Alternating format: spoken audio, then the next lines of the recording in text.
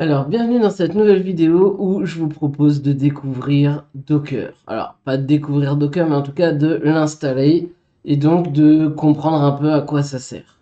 Alors, pourquoi est-ce que Docker est si important? Parce que aujourd'hui, c'est quasiment 80% des projets, on va dire, risquent d'utiliser Docker. L'idée et l'intérêt de Docker, en gros, c'est ce qu'on appelle la containerisation. Et qu'est-ce que c'est? On va essayer d'aller plus loin que des machines virtuelles. Parce qu'une machine virtuelle, tout est virtuel. C'est-à-dire que vous avez la couche réseau, le disque dur, tout ça c'est virtualisé, donc tout se retrouve en mémoire.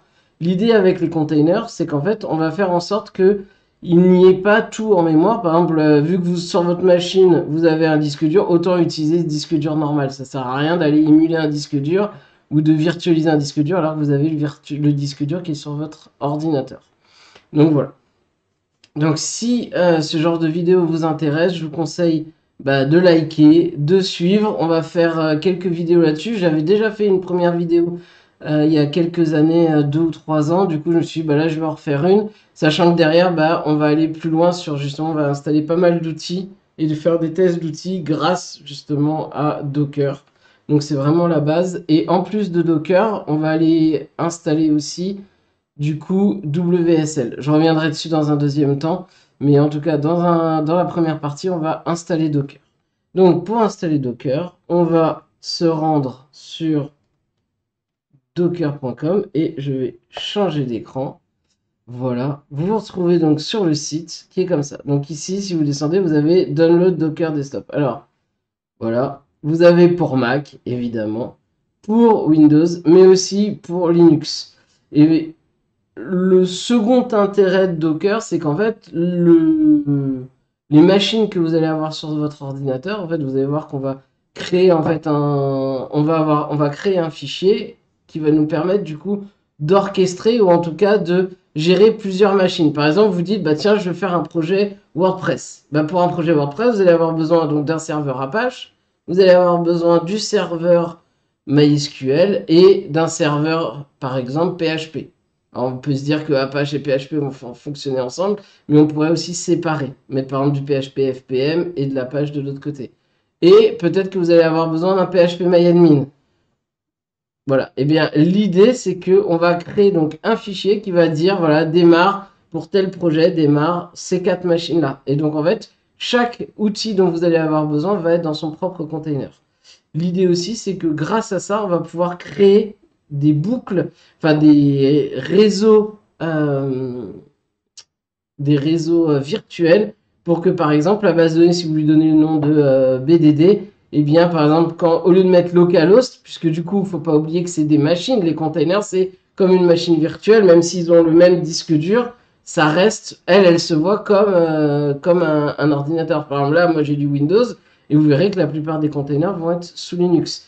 Il y a aussi différentes tailles de containers, donc on verra comment optimiser ça peut-être par la suite. En tout cas, dans l'idée, c'est que vos containers, on va faire en sorte qu'ils puissent se parler entre eux. Et par exemple, il y a certains containers qu'on pourra interroger du Windows directement, ou du Mac ou du Linux, ou alors ne pouvoir faire en sorte qu'ils ne se parlent que dans le réseau virtuel. Ça peut permettre aussi une partie, on va pas dire de sécurité, mais en tout cas de limiter les accès depuis l'extérieur.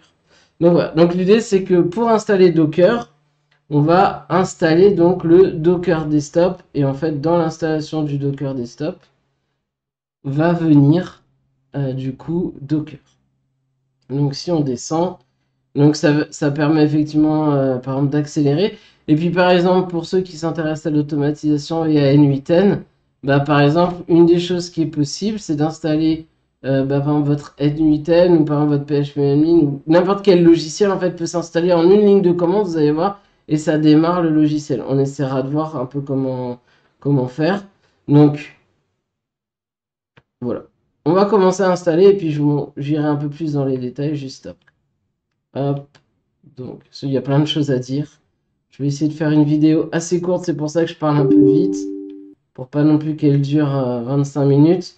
Mais il y a plusieurs parties qui vont être nécessaires. Bon, je n'ai pas envie qu'il m'ajoute de shortcut au niveau de mon bureau. Donc là, bon, vous voyez, il installe plein de choses, les CLI, ce genre de choses. Là, sur mon ordinateur, pour l'instant, justement, on va voir, j'ai peut-être même pas, j'ai pas la WSL, il va falloir qu'on voit si, justement, comment est-ce qu'on va installer ça. Mon but, ça serait, vous allez voir, l'idée, c'est que maintenant, à l'époque, moi, quand j'ai commencé l'informatique, on avait des double boots. En fait, maintenant, vous avez même plus besoin, c'est-à-dire que vous avez votre Windows et directement, vous allez voir, je vais vous montrer, directement dedans, vous aurez accès à un Linux. Donc là, typiquement, moi, je vais installer Ubuntu. On va voir qu'on peut faire sans. Et on va voir, je vais vous expliquer pourquoi, je ne vais pas vous faire la démonstration. Mais par exemple, si vous avez des projets où il y a énormément de fichiers, le problème, c'est que Windows est un système fermé. On n'a pas les spécifications, si on n'est pas développeur Windows, on n'a pas les spécifications du système ni comment accéder au disque dur. Et donc le problème qui se passe avec Docker, vu que c'est pas Windows qui est derrière, eh bien, il y a une couche pour accéder aux fichiers. Et cette couche-là, elle est quand même assez lente. Du coup, si vous faites un projet avec 3-4 fichiers PHP, ça pose zéro problème. Par contre, dès que vous commencez, par exemple, à faire du Symfony ou voilà, avec des frameworks où il y a, je sais pas, 20, 100 000 fichiers peut-être, genre, j'ai aucune idée, je dis des chiffres au hasard, mais en tout cas, il y a plus de 10 000 fichiers dans le projet. Du coup, forcément, faire les accès 10, c'est très très long. Et vous avez le même problème avec Node, par exemple. L'idée, c'est que par exemple, si vous lancez votre application Node, elle se rafraîchit dès que vous modifiez les fichiers. Le problème, c'est que le Node, il regarde vos fichiers sous le Windows et il regarde pas les fichiers du coup qui changent. En fait, dans cet espace, on va dire, vous voyez, en gros, le fichier se modifie. Et il y a ce tampon pour dire au système de Windows, tiens, dans le container Linux, le fichier a été modifié, donc modifie sur le Windows. Et ça, du coup, ça pose problème. Donc là, on va être obligé de restart Windows. Donc, je vous dis à tout de suite. Alors voilà, je viens de redémarrer l'ordinateur. J'arrive sur ça. Donc, on va ici faire accept. Voilà. Donc là, on va lui dire de recommander. Ok. Tac. Oui. Donc ça, je vais skip. Pour l'instant, on va skip. Je ne vais pas remplir ces informations-là. Voilà. Donc là, je vais le laisser tourner. Donc ici, on va aller sur PowerShell, exécuter en tant qu'administrateur. Oui. Donc là, WSL update. Alors, du coup, qu'est-ce que c'est un sous-système Windows pour Linux? Eh ben, c'est simple, c'est du coup un sous-système du coup de Windows. En gros, c'est on va faire tourner Linux dans le Windows. C'est ça le concept. Alors, il y a plusieurs choses à vérifier. Donc du coup, on va faire ici. Voilà. Vous allez cliquer. Voilà, moi je vais écrire fonctionnalité. Et là, vous voyez activer ou désactiver des fonctionnalités de Windows. Donc on va cliquer dessus. Là, vous allez avoir ça qui va s'ouvrir. Donc c'est ces deux-là qu'il faut vérifier. Donc je dis annuler. On est bon. Donc là, en plus, il m'a dit OK. Je vais quitter. Donc, on va faire Docker ici. On va voir si il redémarre. Donc là, on va lui dire oui. Donc voilà, on voit qu'on a la WSL qui s'est démarrée. Vous pouvez fermer. Normalement, on n'aura pas besoin de revenir dessus. Alors ici, on a le bouton Update 1. Vraiment, ça c'est important. Régulièrement, moi j'ai remarqué, alors un peu moins ces derniers temps, mais à une époque, à chaque fois, au niveau des updates, il avait du mal à démarrer dès que c'était pas update. Alors je sais pas si c'était fait exprès pour nous obliger à faire les updates. Mais du coup maintenant j'ai pris le truc. Si je reclique ici, donc là vous pouvez vous connecter, ça donne des choses en plus, mais c'est pas forcément nécessaire. Ici donc on a les containers, les images. Donc comment ça marche? Donc vous avez les containers. En fait, le container, c'est un peu comme, on va dire, pour ceux qui font de la programmation, votre objet, votre instance d'objet. Et votre image, bah, c'est la classe, c'est-à-dire comment est-ce qu'elle est définie. Donc, par exemple, vous allez dire, bah, tiens, moi, je veux une image avec Nginx dedans. Donc, c'est un serveur web. Eh bien, vous allez installer l'image. Donc, il va télécharger. En fait, les images, elles fonctionnent par couche. Et donc, par exemple, vous allez avoir toutes les couches de toutes les versions. Par exemple, si jamais ils sortent, je sais pas, vous avez la version 4, ils sortent la 4.1, ben en fait, il y aura juste une couche à télécharger. Et vous voyez, il y aura en fait, il va mettre à jour le différentiel. C'est un peu comme du Git, concrètement, pour mettre à jour donc les différentes images. Ici, donc le container, c'est pour voir donc les machines virtuelles qui tournent. Les images, c'est pour voir à partir de quelles images on peut créer les containers. Par exemple, vous pouvez créer un container PHP, mais par exemple, vous allez vouloir utiliser la version, je sais pas, de PHP 4, la version de PHP 8.3, vous voyez l'idée. Donc, vous allez avoir une image par version de PHP, mais par exemple, des containers, vous avez peut-être 15 projets avec PHP. Voilà. Donc, vous pouvez avoir 15 projets qui utilisent l'image PHP 8. L'idée quand même derrière, c'est qu'avec ces images, vous allez pouvoir créer vous-même vos propres images.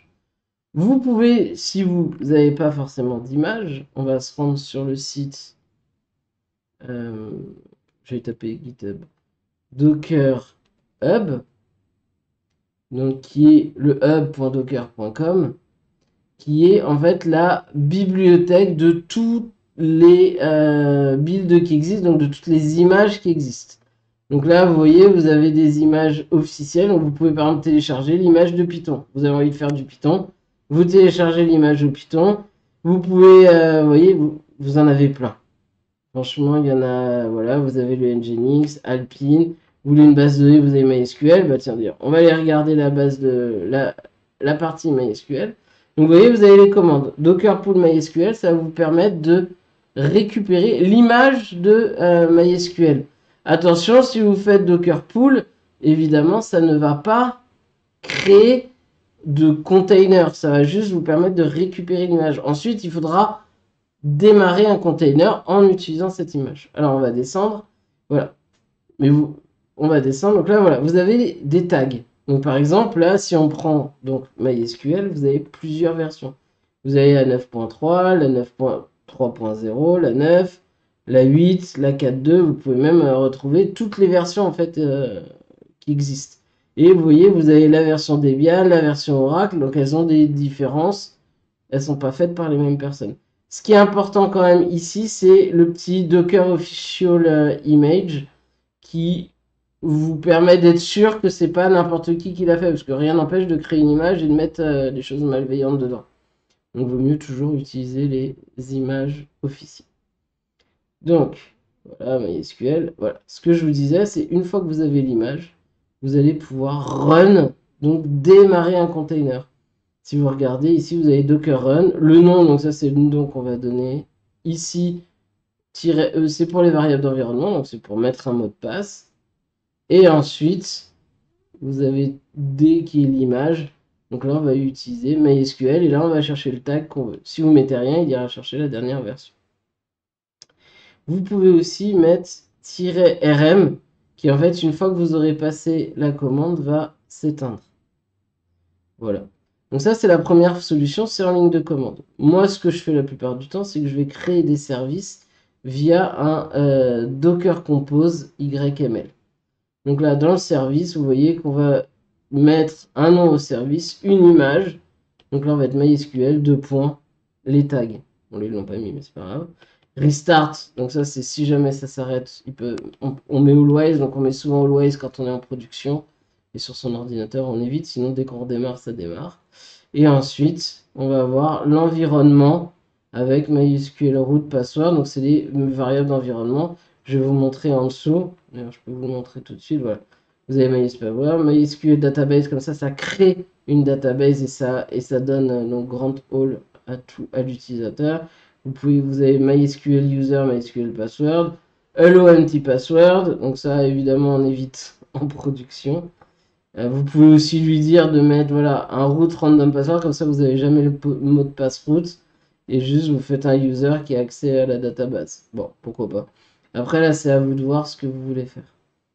Vous pouvez donc, vous voyez ici, run pour démarrer un conteneur tout seul. Vous avez deux autres choses. Donc je ferai une vidéo si ça vous intéresse. N'hésitez pas à me dire dans les commentaires. Je peux faire une vidéo d'utilisation de Docker. Là, je vous fais vraiment l'installation. Alors bon, je profite pour vous expliquer comment ça marche, mais je vais pas taper les commandes. Si vous voulez que j'aille plus loin dans les commandes, faites-moi dites-moi dans les commentaires. Ça m'intéresse de savoir si vous voulez que j'aille un peu plus loin sur Docker. Et là, vous voyez que cette fois-ci, on a Docker exec. Donc en fait, exec, ça va permettre d'exécuter une commande. Donc là, on va ouvrir un terminal bash dans, vous voyez, le conteneur qui est en train de tourner. Donc ça, c'est important. Le exec ne crée pas un nouveau conteneur, il se connecte à un conteneur qui existe déjà. Alors que le run, lui, démarre un conteneur tout seul. Et après, donc, on a container log qui nous permet d'avoir les logs de ce qui se passe dans le container. Donc voilà un petit peu. Si on descend, je crois qu'on a un autre exemple. En tout cas, à l'époque, il y avait un autre exemple de Docker YML. Et ben non. Donc on va aller voir un autre. PHP myadmin. Voilà. Donc là, vous voyez, j'ai fait la recherche et on en voit plusieurs. Donc là, on a le petit logo. Donc je vais aller sur l'image officielle. Tac. Donc là, c'est pareil. How to use. On peut mettre le password et l'user pour qu'ils puissent se connecter. On a du coup les différents tags. Voilà. Et voilà. C'était ça que je vais vous montrer. Vous voyez qu'ici, on a les services. Là, il a démarré DB. Bon, lui, il est parti sur une MariaDB, mais ça ne change rien. Et ici, vous voyez qu'il a le service. Si on regarde, le service PHP-MyAdmin. Et là, un truc important, il a le port. En fait, le port, c'est ce qui va vous permettre de vous connecter. Vous voyez qu'en interne, donc dans le container, il est sur le port 80. Mais sur votre ordinateur, peut-être que le 80, vous avez déjà un serveur Apache qui tourne. Donc pour éviter les problèmes, on met port et en fait, il y aura une redirection qui sera faite. Donc par exemple, dans votre ordinateur Windows, ici, vous tapez localhost 8080 et il sera redirigé vers le port 80 à l'intérieur de la machine PHP-MyAdmin. Donc là, ce qui est intéressant, c'est que le jour où vous voulez plus PHP-MyAdmin, vous dites, ah bah finalement, je sais pas, vous voulez AdMiner, bah, vous avez juste à changer ça et vous touchez pas à votre base de données, elle reste toujours présente. Alors, il y a une dernière chose dont j'aimerais parler. Bon, là, on voit "-v", mais c'est pas très parlant, bon, c'est pas grave. Là, on n'a pas d'exemple là-dessus. On verra. Ici, c'est la dernière partie, enfin, c'est cette partie-là, c'est les volumes. En fait, voilà, si vous avez bien compris, on fait tourner des containers de façon virtuelle. Donc, ça veut dire que dès qu'on éteint l'ordinateur, tout ce qui est dans le container disparaît. Donc, il fallait forcément une solution pour qu'on puisse continuer à avoir les données, ou en tout cas à persister les données. Donc, c'est grâce au volume. On va faire un lien entre un dossier qui est à l'intérieur du container et un dossier qui est sur notre ordinateur. Ce qui fait que quand on va coder avec VS Code, on va travailler sur les fichiers de notre ordinateur et il y aura un lien. Et donc, du coup, quand on ira sur localhost, je sais pas, 8001, bah en fait, le localhost 8001, il sera dans le container. Et donc, au niveau du container, ce sera localhost 80. Et donc, du coup, lui, il verra les fichiers, par exemple, qui sont dans... par exemple, si on prend un Linux, c'est var 3W et les fichiers sont là-dedans.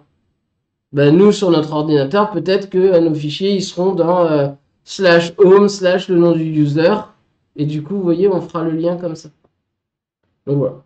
C'est comme ça que ça a fonctionné. Donc n'hésitez pas si vous voulez que j'aille plus loin dans les démonstrations. Là, c'est vraiment l'installation. Mais je voulais quand même parler un peu de comment ça fonctionne. Donc là, on a l'accès au Docker Hub. On a donc les extensions. Et donc ici, c'est ce bouton-là qui est important, c'est les settings. Donc là, vous pouvez faire dark. Si vous voulez, je peux mettre en mode dark. Voilà, on voit quel écran c'est mieux. En mode light. Ensuite, on a ressources. Et ça, vous voyez qu'ici, on a WSL intégration. Donc là, vous voyez qu'ici, il utilise donc la WSL2, mais il va utiliser la distribution par défaut. Moi, je suis pas forcément très fan. Et en plus, vous voyez que c'est de la WSL1. Donc ça serait bien, en gros, qu'on installe une distribution. Alors, comment est-ce qu'on va faire ça? Vous allez pouvoir cliquer ici. On va faire Store. Et on va aller sur le Microsoft Store. Là, par exemple, je vais taper Linux. Voilà. On voit qu'ici, il va me proposer plusieurs, vous voyez, plusieurs librairies. On a de l'Ubuntu, on a Penguin, on a Kali Linux, on a Debian. Ok, et bon, on va regarder, je sais pas si on en a d'autres. Disque Info, on a Pistachio Linux. Bon, voilà, je sais même. Ah, on a Line, enfin voilà. On a. Non, d'ailleurs, Line, je crois pas que ce soit un truc Linux. Donc peut-être, par exemple, je sais pas si on peut avoir du Red Hat. J'ai pas l'impression. Ouais, il nous propose. Ah, on a Fedora, donc qui a été remixé. Donc vous voyez, voilà. Donc pas la peine. Pareil, ça c'est quand même plutôt intéressant. Pas la peine d'aller voir sur comment ça s'appelle. Pas la peine d'aller voir sur le site de Debian, sur le site d'Ubuntu. Vous pouvez directement les installer par ici. Donc moi je vais cliquer là-dessus, donc sur la Ubuntu. Donc il y a plusieurs possibilités. Vous voyez, on a la 2204 LTS, la 2404 LTS. Bon, moi je vous propose d'utiliser la Ubuntu normale. C'est pas une LTS, mais bon, j'ai jamais eu trop de soucis. Si jamais vous avez peur, entre guillemets, de la compatibilité au long terme, de toute façon, honnêtement, ça se réinstalle quand même assez souvent sur un ordinateur fixe. Vous prenez une LTS et Long Time Support. Voilà, c'est-à-dire que dès qu'ils mettent à jour, ils cassent pas tout. Au moins pendant 4 ans, je crois, le long time. Alors que les autres, c'est que pendant 2 ans. Mais enfin bon, c'est quand même rare de ne pas mettre à jour sa distribution en 2 ans, je trouve. En 4 ans encore plus. Donc, voilà. Donc là, vous voyez, ça se télécharge.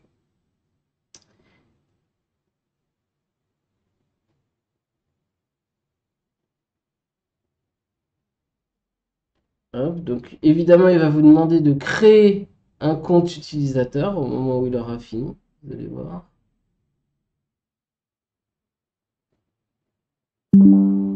Voilà.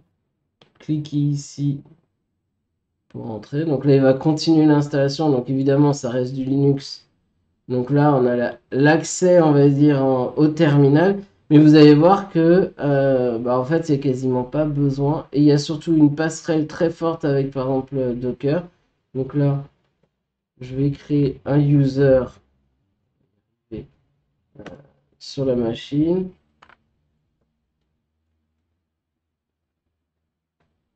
Et là, vous voyez, c'est normal si vous tapez pas le mot de passe. Sur Linux, c'est comme ça. Tac. Donc l'installation est successful. Faite. Donc là, on est pas mal. Si je fais ls, on peut faire pwd. On est bien, vous voyez, dans Home Elderdoy. Donc là, on a configuré notre WSL. Et donc c'est pour ça que je vous disais qu'il n'y avait pas besoin d'un double boot. C'est que ça y est, on a un Linux installé dans notre Windows. Et l'intérêt, c'est qu'ici, on peut voir nos dossiers de Windows. Et de Windows, on pourra accéder aux dossiers Linux. Donc c'est quand même franchement top, je trouve, que quand on était en double boot, bah, ça pouvait être compliqué. Encore des fois de Linux, on pouvait voir les fichiers Windows, mais l'inverse n'était pas toujours possible. Donc voilà, on va fermer ici. Alors, maintenant ici, on est là. Nous, on aimerait bien utiliser la Ubuntu. Donc je vais faire ici, vous voyez, Refetch Distro pour qu'il retrouve les distributions. Là, vous voyez, il va falloir cliquer ici pour faire Apply and Restart. Voilà, bon là, ça c'est. Il y a eu des trucs, mais c'est tout bon. Il a réussi et vous voyez que là, il est connecté. Donc, on va faire un petit exemple pour lancer du coup les choses pour que vous puissiez voir pour finir cette vidéo. On va prendre du coup notre PHP Voilà. Donc on pourrait run. Bah, on va faire ça. Tiens. On va voir les différentes étapes. Donc là, je vais copier ici. Copie. Je vais pull, du coup, le PHP main. Alors, c'est là où il y a plusieurs choses. Et on peut, vous allez voir qu'on peut le faire ici.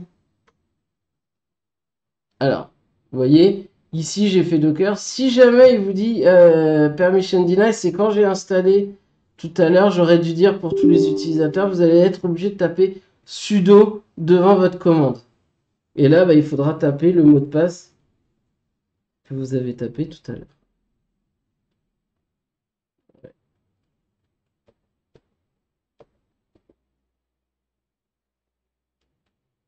Attendez, je vais y arriver.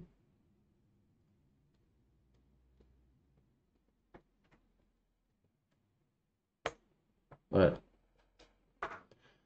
Donc, voilà comment ça va fonctionner. Vous voyez qu'il est en train de download plein de petits bouts. Et c'est comme ça en fait que ça fonctionne, c'est ce que je vous disais. Là, il est en train de pull complètement. Et là, voilà, il dit qu'il a téléchargé la nouvelle image. Et donc là, vous voyez, on est d'accord, on est dans le Linux. Maintenant, si je viens ici, on va quitter ça. Je vais fermer ici, pardon. On va aller dans Images. Et qu'est-ce qu'on retrouve ici? Le PHP MyAdmin.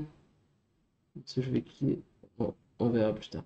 Donc vous voyez, on a installé pourtant dans notre Debian, enfin dans notre Ubuntu, c'est là que j'ai pull la partie Docker. Mais alors que le Docker, je l'ai bien installé sur Windows. Donc vous voyez, c'est comme ça que ça fonctionne.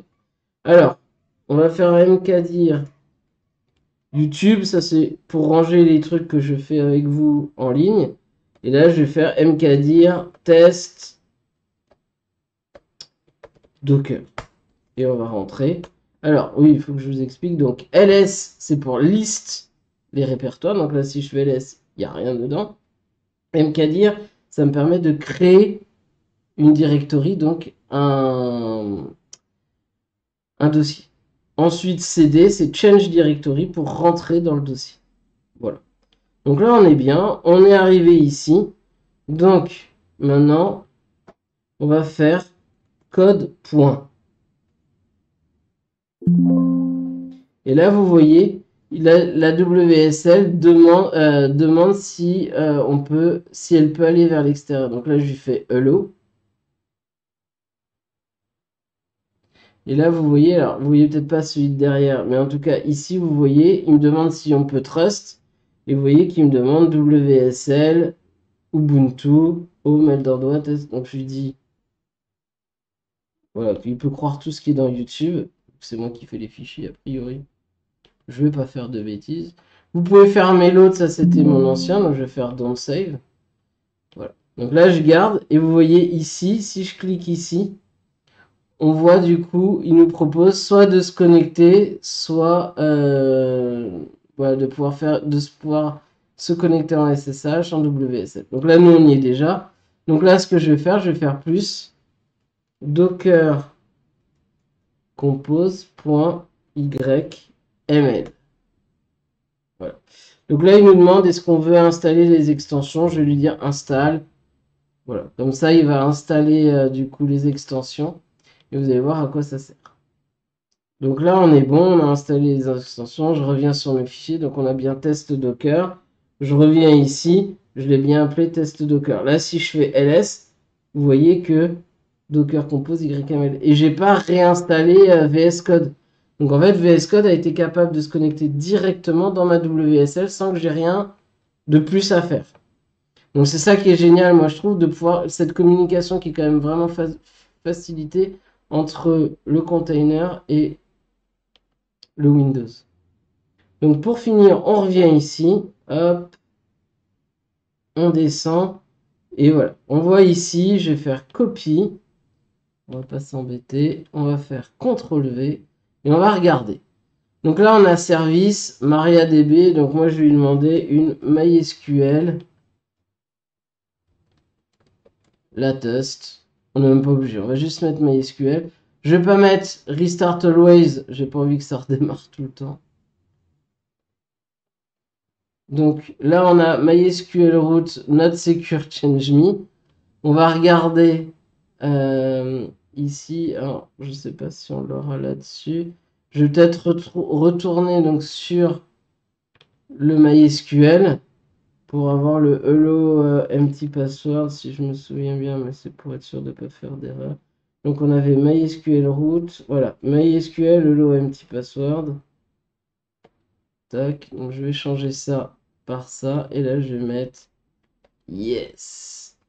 Donc comme ça, ici il va redémarrer directement. Alors autre chose, vous voyez qu'ici on a environnement. Là j'ai pas mis de tiret et du coup j'ai mis 2 points. Là on voit qu'on a un tiret, du coup il y a égal. Donc voilà, attention à ça. Voilà. Donc là on a notre MySQL, on a notre PHPMyAdmin, je pense que ça devrait être bon.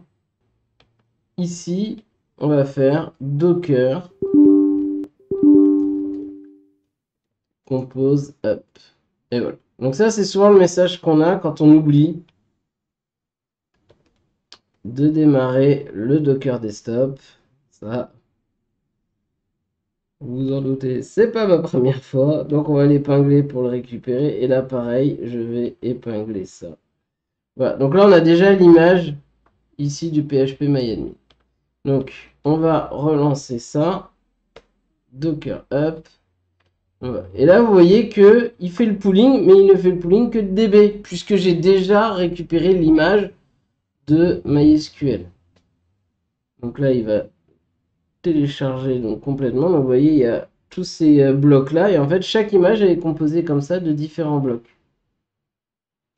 Et ensuite, une fois qu'il a récupéré tous les blocs, il va extract et mettre les choses ensemble. Voilà. Donc là, bon, on va le laisser travailler un petit peu. Voilà. Là, en fait, il est en train de tout démarrer. Voilà. Donc là, il a init. Et là, quand on voit qu'ici, il est ready for connection, c'est que c'est tout bon. Donc pour en voir un peu plus, on va ici. Donc là, on est sur image et vous voyez, j'ai bien les deux. J'ai mon PHPMyAdmin et mon MySQL, donc il a bien récupéré les deux. On voit qu'elles ont été créées, une il y a 5 mois et l'autre il y a 2 mois. Bon, vous voyez que ça prend un peu d'espace. Et là, je vais dans Container. Et là, voilà, j'ai mon test Docker, donc c'est le nom du dossier. Et à l'intérieur, quand je clique, je vais cliquer là-dessus pour effacer, on a notre DB MySQL et on a notre PHPMyAdmin. Je vais agrandir ça pour que ça prenne tout l'écran. Et là, si je clique sur, du coup, DB, on retrouve les logs. Vous voyez? Et ici, on n'a que les logs qui concernent DB. Vous voyez, on a Ready for Connection. Si on va ici dans PHPMyAdmin, on aura les logs de PHPMyAdmin. Donc là, on voit que c'est du Apache 2 et que ça démarre. D'accord? Donc là, on est bon. Seul petit bémol, c'est que là, vous voyez, on ne peut plus utiliser notre terminal. Donc là, je vais faire CTRL-C. Donc vous voyez qu'en faisant CTRL-C, ils vont s'arrêter. Ici, vous voyez qu'ils sont gris. Vous pouvez même cliquer ici et vous voyez que ceux qui tournent. Parce que par exemple, moi sur mon ordinateur de travail, j'en ai, je sais pas, peut-être 50. Donc on peut pas avoir les... Enfin, on peut pas. On peut avoir les 50, mais c'est un peu dommage. Et donc ici, ce qu'on va faire cette fois-ci, on va faire "-d" pour detach mode. Et en gros, ça va se lancer, vous allez voir, tac. Et maintenant, je peux taper des trucs dans ma ligne de commande. Et ici, ils sont bien démarrés. Voilà. Donc, vous vous souvenez, je vous remontre, ici on avait mis la section port. Et bien ici, ça nous explique comment ça marche. On voit qu'ici, le port 8080 est redirigé vers le port 80 à l'intérieur. On voit par contre que le MySQL n'est pas accessible. Donc si j'essaye de créer un programme là, soit sur mon Windows ou même sur ma WSL, pour essayer d'accéder à la base de données Linux, ça ne marchera pas. On sera obligé de faire du coup un réseau virtuel pour qu'ils puissent parler ensemble. Alors en vidéo, je ne sais pas si je les mettrai, mais en tout cas sachez que dans la playlist système, j'ai fait déjà toute cette installation là. Je crois que j'étais pas allé autant dans les détails de Docker, mais en tout cas j'ai préparé et présenté ça, et je vous montre aussi des exemples d'applications complètes.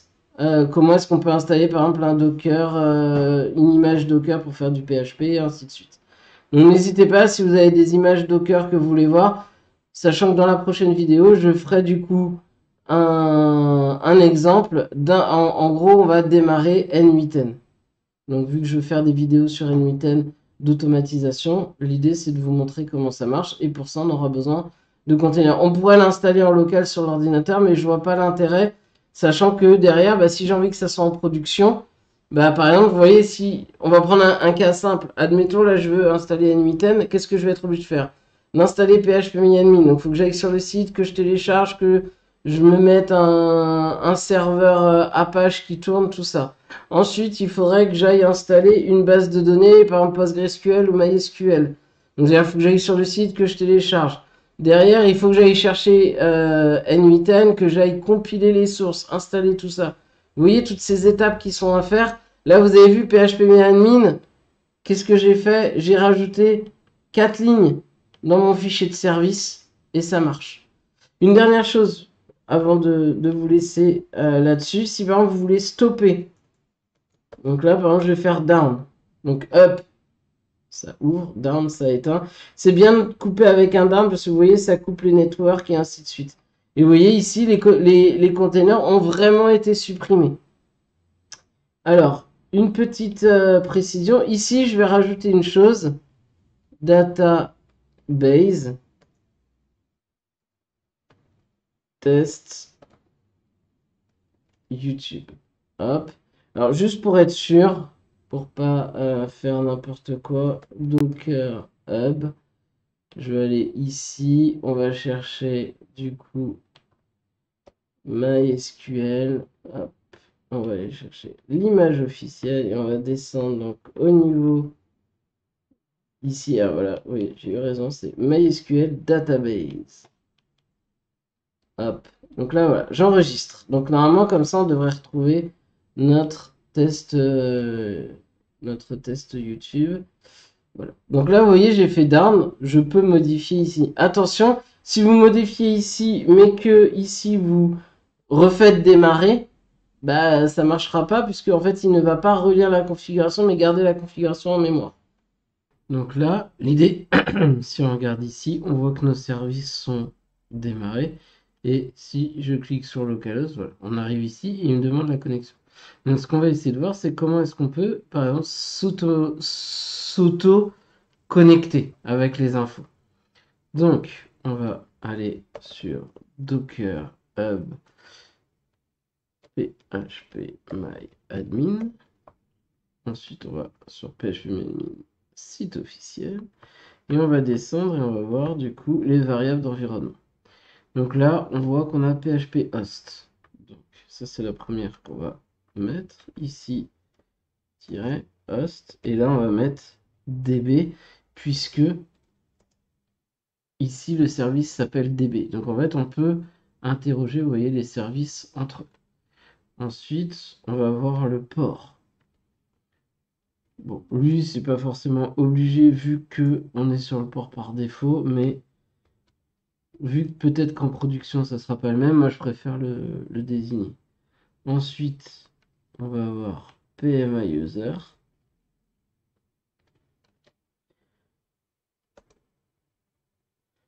Et on va lui dire que c'est root, puisque c'est notre serveur. Donc, maintenant, on va faire le down. Et on va refaire up-d. Donc on regarde. Ici, tout a l'air d'être bien redémarré. On va ici et on va CTRL-R. On rafraîchit. Alors, la valeur de host dans la password de la configuration. On va réessayer. Voilà. Bon, c'est le temps qu'il se rafraîchisse.